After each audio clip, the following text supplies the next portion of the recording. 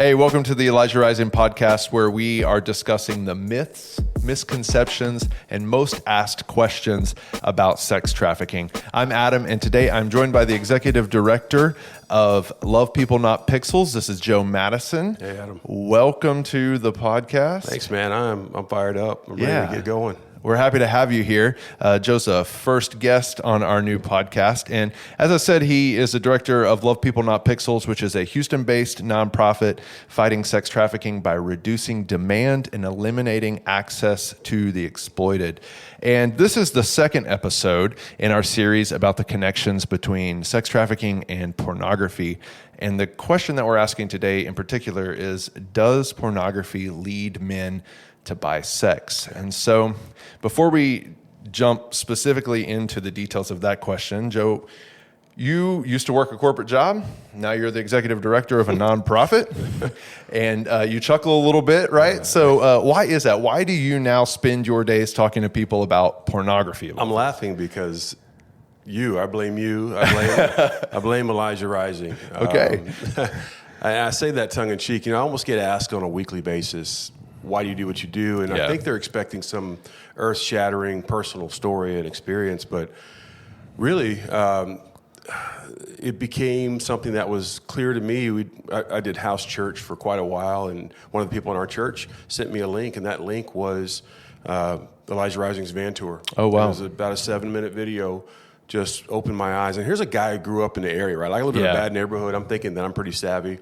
I just had no idea. And when it hit me, it became this awareness, but almost like a burden of awareness. Yeah.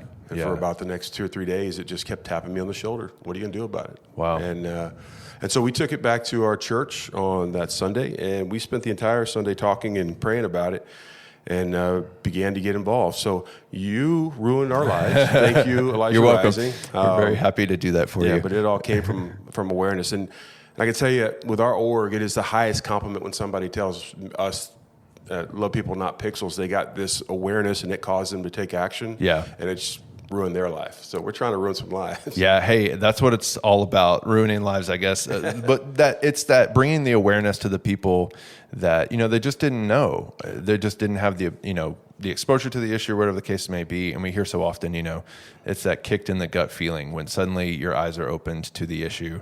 Yeah. And that's why we've really chosen to do this podcast, is for it to just be one more touch point where people can understand the issue. And it's why we've chosen the connection between sex trafficking and pornography to be the first series that we do. Yeah. Because there's just not a whole lot of awareness out there about pornography, where it comes from, how it's produced, and its effects. So, as I said at the top of the show, one of our goals here is to really uncover kind of those myths and misconceptions.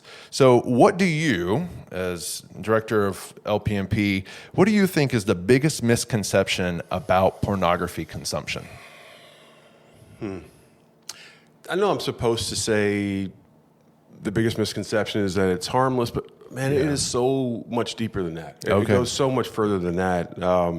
It really is a lie that preys on a public that doesn't truly understand what they're consuming. Yeah, like we come across men on a regular basis, and that is their story. I mean, let's put it this way: we have in our society products that have create a chemical change based on what's in that product. Right. And those products come with a warning label. Right. Cigarettes, warning label. Alcohol, Man, we've got a warning label on energy drinks. Yeah. And there it is right on the side. And so it's an informed consumer who's making a decision, and pornography doesn't play that way. It's sad that not only is it not harmless, but we're consuming it, and it's changing us in a way that we never realized. My own story, I struggled with porn for 6 or 7 years. Yeah. And for a portion of that, I didn't think I was struggling, but then I realized it did. It started to change things. It was changing my heart.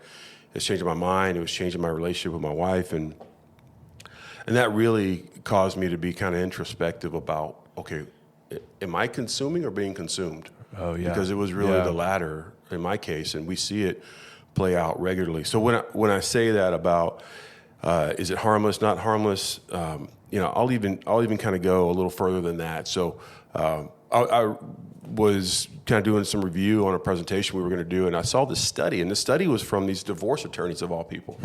And they started to see this trend as they're talking to these couples, irreconcilable differences, they're ready to end their marriage. They ask, what are some of the main factors? Yeah. And that trend was that they kept hearing pornography. So they decided to do a formal study. And almost 300 couples, so a pretty good sized study.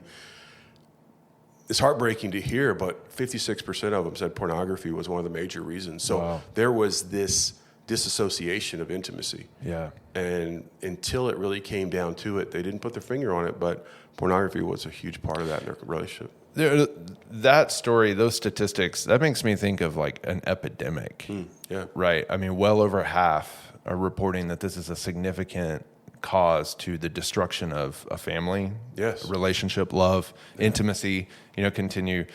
And that's the way we talk about sex trafficking too. This is an epidemic, and it's destroying lives. It's destroying intimacy. It's destroying so many things. And so there really is a clear connection between the two. So let me ask you this.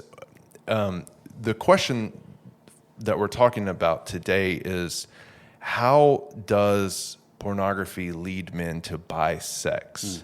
And I know this is the area that LPMP is working in specifically. So tell us, how does that happen? How do you go from a porn consumer to suddenly you're soliciting prostitution? Yeah, it seems like a jump, and we keep them in these separate silos. That's pornography, okay, personal choice. Strip clubs, yeah, maybe it's tacky, but hey, to each their own. But sex buying, slavery, never. Right. Too far. But we don't realize that they're connected. And I guess really when you're asking that question, I would answer with a question. So, does pornography lead to sex buying? Do commercials lead you to buy a product? And do these ads really work to make you think, okay, yeah, maybe I want that? Because pornography, in no uncertain terms, it's human trafficking's greatest commercial. Yeah. Because think about what's happening. You've got a consumer and a product. They're consuming that product. And that starts to make them think at some level, maybe I want that. Right. Now, that doesn't mean every man who's going to watch pornography will be a sex buyer. Sure. But I'll give you a very specific example. We work with Montgomery County for men that are arrested. They're arrested, prosecuted, and for solicitation of prostitution. And sometimes they can have some consideration with whatever their jail time is to come to a class that we put on. Right. That class, I require two things. I require that they bring a partner, because for men who are trapped in this cycle, they need to have somebody in that with them. And when you say a partner, you mean a spouse or an accountability partner? Somebody that sits next to them as they really do dig in to what brought me here. Why am I making these decisions? The other thing we require is we do have a questionnaire. And on that questionnaire, a portion of that is very porn specific. To a man, Adam, no exception, to a man, they're checking boxes that they are active porn consumers. And then they start to begin to make this connection that, wait a second, it's not separate. It's not just I'm a red-blooded American male. But the sad thing is that many times this is the first time that these men have talked to another man about pornography or about really what it's doing to them in terms of their consumption. Yeah.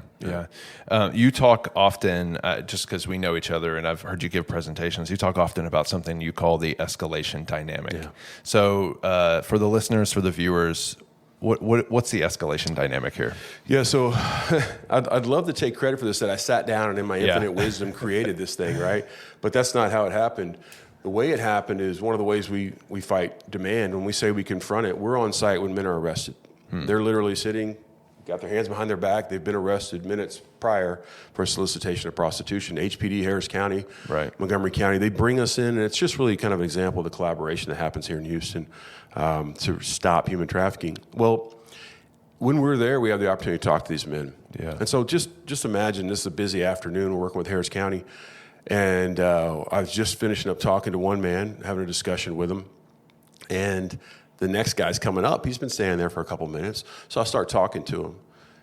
And this guy says, hey, man, I appreciate what y'all are doing, but I don't have a problem. I'm just a single guy. I got caught. Yeah. I didn't know what to say to that. I was like, well, that's not what I expected. But that's the common misconception, right? That's it. Yeah. That's absolutely it. And I still give credit to God for what I said next, because what I would have said next probably would have been some less than pleasant remark. Yeah. And it was, man, I'm not really interested in telling you have a problem. That's not my place. I wouldn't presume to do that. Can we just talk about what it's like to be a man in our culture? Right. And man, Adam, the next 10 minutes, it really was something that was so I started at pornography, and I asked him, I said, I read something recently, and I learned that 88% of pornography has some violence against women. Yeah. Even softcore stuff that the FCC said is softcore. Why is that?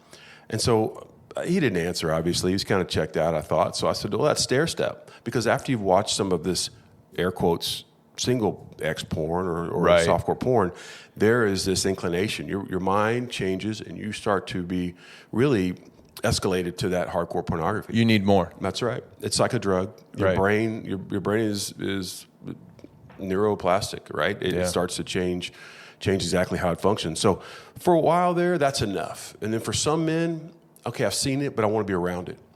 And so they're going to strip clubs. Or they're interacting on a webcam with some service that allows them to call the shots. So now they're really more engaged in it.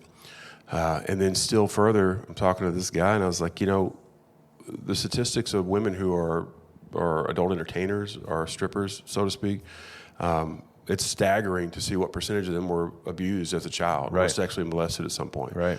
And so I'm just trying to bring some truth into this. And then we kind of went a little further. So I've seen it. That's not enough. I want to be around it. And then finally, I've been around it. I really want to experience it now. So there's that realization of that commercial, of pornography being a catalyst, and then it actuating into an actual purchase. Yeah. And here he is on the street. These men are buying almost 3,000 men a day buy sex in massage parlors throughout Houston alone. Right. Just our city. 5 times the national average. And it's staggering to think of that. Yeah. But when you think of that and you see the progression, you start to get some insight on how that can happen. And so I'm finishing up with him, and we're wrapping up. And I'm expecting him to pretty much blow me off, because that's how we started, right? I was just like, I would call him Mike. I said, Mike, look, I can call you in a couple of days. If you want to give me your number, I can check. And I'm thinking that I'll just wrap it up. He interrupts me and says, you just described the last 3 years of my life. That escalation, the stair step. Deadpan every step of it. Yeah. He said, that's exactly what my life has been in the last 3 years. Lost a marriage, lost a job. Wow. This guy was here in town for business, and he had become so skewed. He brought his 19-year-old daughter with him, who was at the hotel. He was going to go do his work. He was going to get serviced. And then they were going to go and go to chemo together. And that was just where his brain was. And so there's these examples of that, one after another. And for the sake of time, I won't dig into more, but we work directly with men. I'm coaching one now who said, my brain was changed. I thought that buying sex from a stranger wasn't cheating on my wife. Yeah. It wasn't intimate. It wasn't a relationship. And after 3 months of really detoxing and not watching pornography, he said, I don't know how my brain got so poisoned. So there's some very real examples of that. Yeah, so we're going to take a short break here in the podcast, but when we come back, we'll continue our conversation with Joe Madison, Executive Director of Love People, Not Pixels, and we're going to ask a few more questions about the connections between pornography and sex trafficking, and we're going to look at some solutions as well. So see you in just a minute. Hey everybody, I hope you are enjoying today's episode of the Elijah Rising podcast.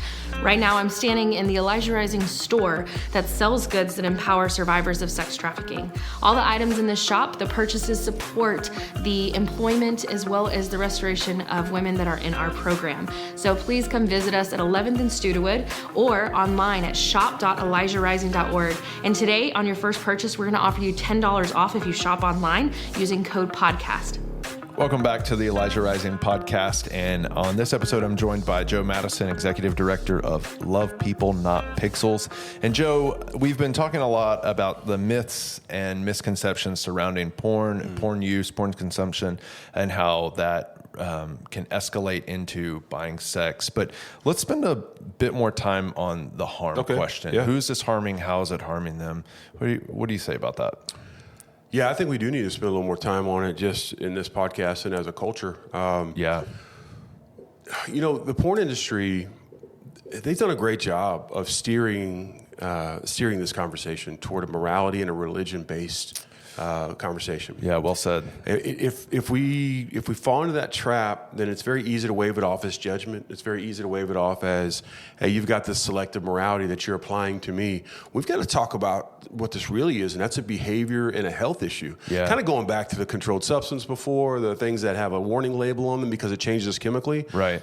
We're seeing more and more studies, and we know it's true, but we're seeing a lot of the studies that are really backing this up from a standpoint where consuming pornography is a health risk. Yeah. I want to expand on that a little bit further and support it here. So the National Center for Biotechnology Information published a study titled Porn Addiction, a Neuroscience Perspective. So they're really talking about what goes in my eyes, how it affects my brain and my behavior and so on. And so as we look at this from a behavior and health discussion, I'm quoting, if pornography addiction is viewed objectively, evidence indicates that it does indeed cause harm in humans with regard to relationships or pair bonding. And so that's powerful. But really, to take it, unfortunately, in a darker way, they went right down to the correlation between viewing child pornography and actually participating. And they're seeing a correlation of up to 85% of people that viewed it and participated in child sex acts. So it's heartbreaking to hear that. It makes us all uncomfortable. But if we don't take that truth in and realize, wait a second, this isn't just I'm a red-blooded American male, no big deal. Right. This is a behavioral and a health modifier. Yeah. And there are over 40 negative consequences to viewing and consuming pornography: spiritual, psychological, emotional, social, and physical, things that we don't really associate with them. But I mentioned those guys before that are in our class. Right. One of the other things we give them is a listing of those 40 consequences. And we say, don't even put your name on it. This is a self-check. And this happens in the first 30 minutes of our class. We want them to come to terms with some of this. And so we ask them to check the boxes. It's heartbreaking, man. You see things in there that people say, I'm socially paranoid. I'm physically unable to perform with a person. There are these real consequences that we don't know about that are harmful things. And so the last part I'll say about that is we were in Austin last week and we were talking with Texas State Senate, the Committee on State Affairs, and one of the things they were focusing on was demand and what are some of the contributing factors to human trafficking. We have to, as a state, and this is really Love People, Not Pixels, one of our main focuses in 2021, we have to, as a state, have a public resolution that declares porn a health crisis. Yeah. We've had 15 states beat us to it. Yeah, that's right. Yeah. Dude, we're losing to Florida and Kentucky, okay? If you're listening in Florida and Kentucky, we love you. We love you. Thanks for your subscription, yes. But yeah, for a state that prides ourselves on really taking it down, we've got to look closely at that. Yeah. And thanks for your work that you've been doing recently at the Capitol. So let's talk about that. So let's say somebody's watching right now. They're watching us have this conversation, they're listening to us have this conversation, and they go, I think Joe just described the past 3 years of my life, right? Or let's take it back even a step further. Let's say they're sitting here, they're listening, they're going, I didn't think my pornography consumption was that big of a deal, but I don't want to be a sex buyer. Yeah. Right? Yeah. So they're coming to terms with, okay, this porn thing, I got to get it handled. I've white knuckled my way. I've tried. I've done it. I've tried to do it by myself. I don't want to tell anybody, but then I keep falling back into it. The shame comes back. The whole dynamic. Yeah. So if that person were here at this table instead of me, and they said, Joe, how do I get free from this so that I don't end up being a consumer of the sex industry? Yeah. What would you say to them? We're dealing in truth here, okay? So let me preface my response with this. If you're watching porn, you're already a sex buyer. That's not a condemnation. For many people, that's a revelation. They would not have associated that. I think we've established that consumption of pornography is being a commercial sex buyer. It's the same market. It is. And I would give this comparison. How much did you pay for your last Google search? Yeah. Or search engine search? Nothing. Right. What's one of the most powerful organizations on earth? Google. Because you are creating a demand where they can go to their customers and say, we had 3 billion clicks last week. The porn industry is the same business model. You don't have to get out your credit card to be a commercial sex buyer. Again, that's not a condemnation. That's just setting it where it is. Yeah. Because as we come to this realization, there's a purpose behind that. The realization is to move us to action, to go, you know what? I think maybe this is something I need help with. Yeah. The first thing I would say is that you're being lied to and you're being manipulated. You're really just a click to this industry. They don't care about you. Right. You are revenue.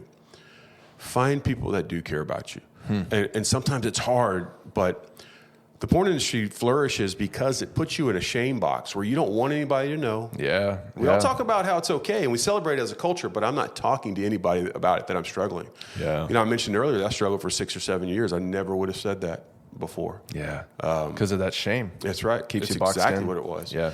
And I'm talking to men, but I'm also talking to young people.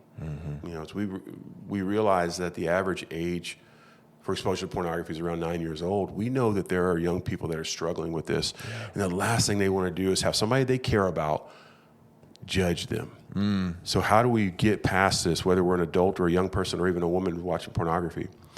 We seek help either personally, because sometimes you do have those relationships with an uncle or an aunt, somebody that you really trust that you can bring in.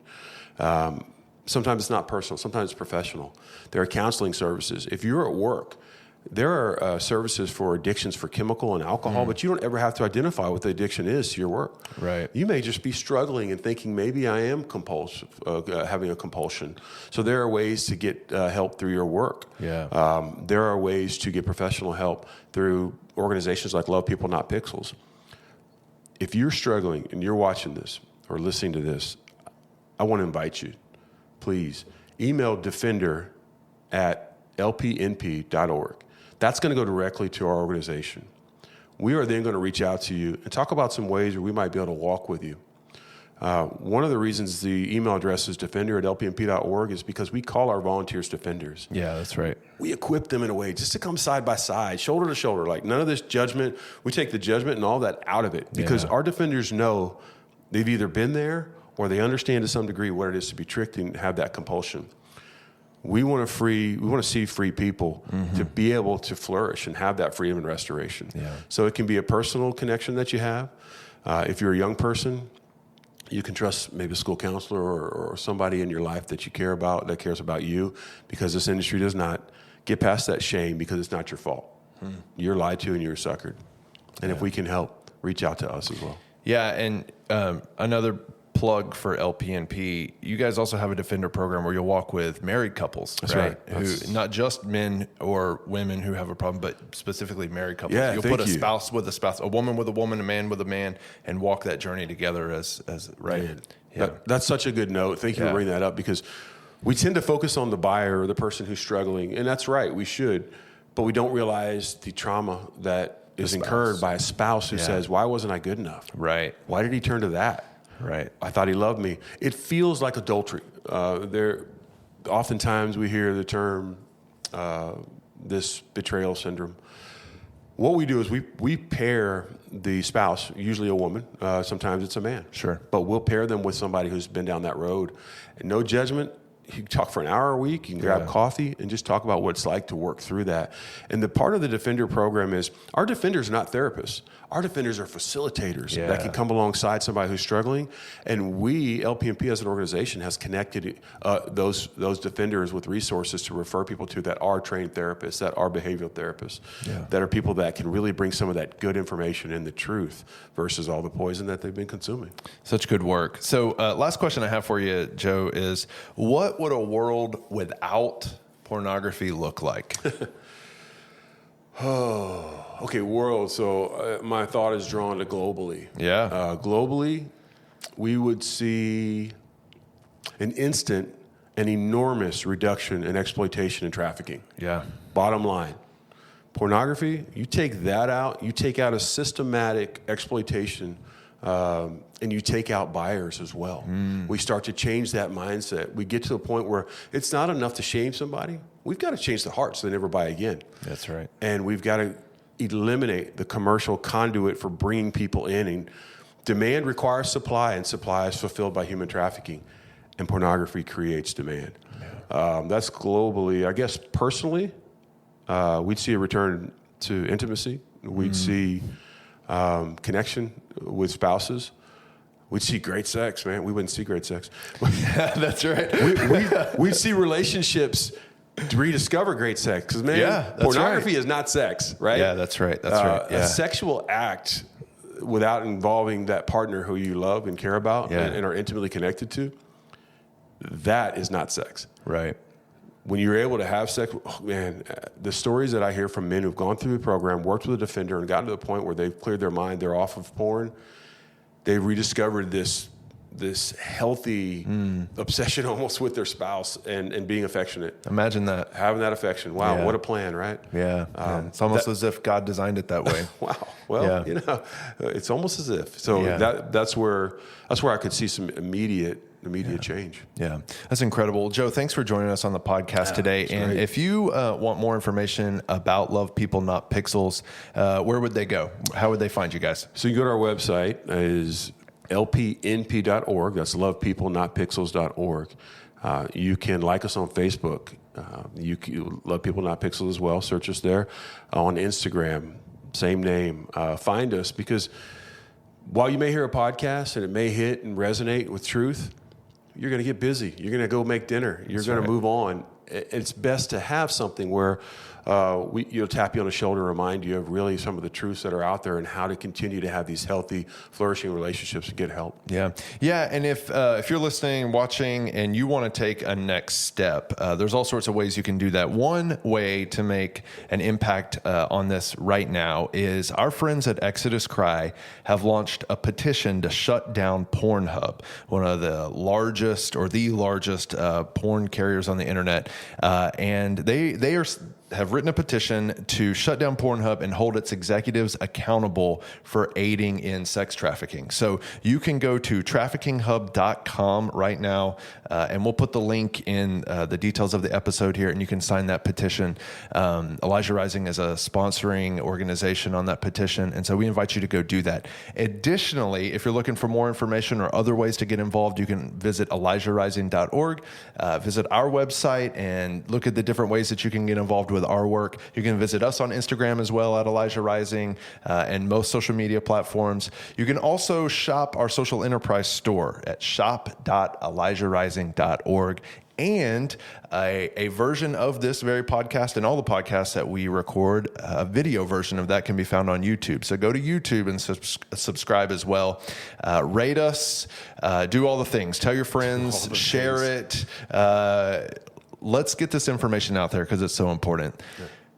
Joe, thanks for being with us today. Thank you, Adam. Thank you. And we'll see you next time.